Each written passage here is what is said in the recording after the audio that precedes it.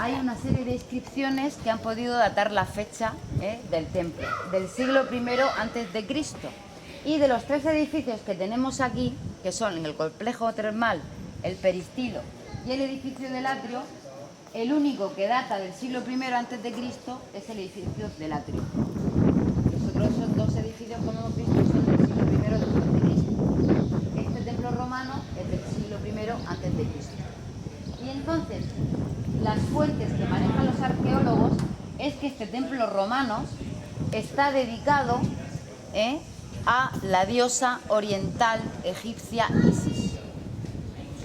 ¿Por qué aparece de repente aquí un templo dedicado a la diosa oriental Isis egipcia, si todo el resto que hay del yacimiento romano? Pues es muy fácil la conexión.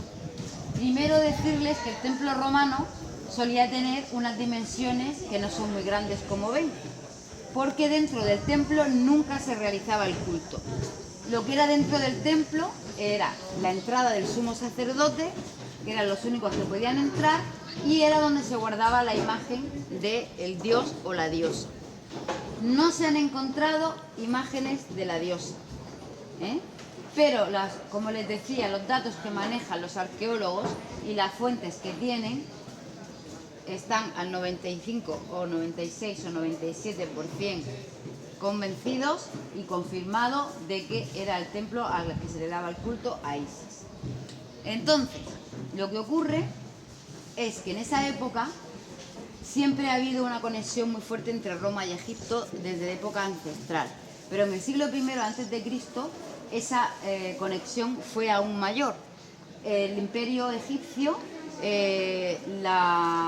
llegó en su expansión ya en lo que era el alto imperio, el alto imperio romano, llegó en su expansión a Egipto en sí, y entonces entró en contacto con una serie de tradiciones, de cultos, de veneraciones a dioses que no conocían o que desconocían la mayoría de los gobernantes de aquella época, de los emperadores de aquella época.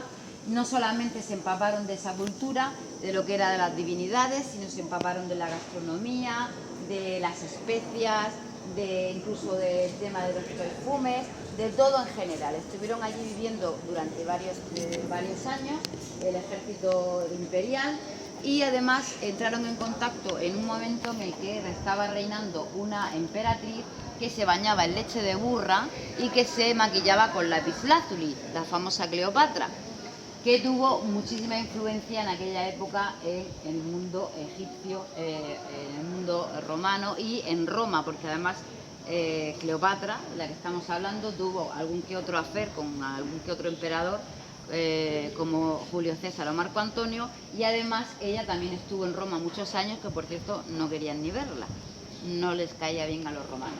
Entonces, esas tradiciones las exportaron directamente a la capital italiana, a Roma, y desde Roma se expandieron, como ultrasonidos, al resto de colonias romanas del mundo.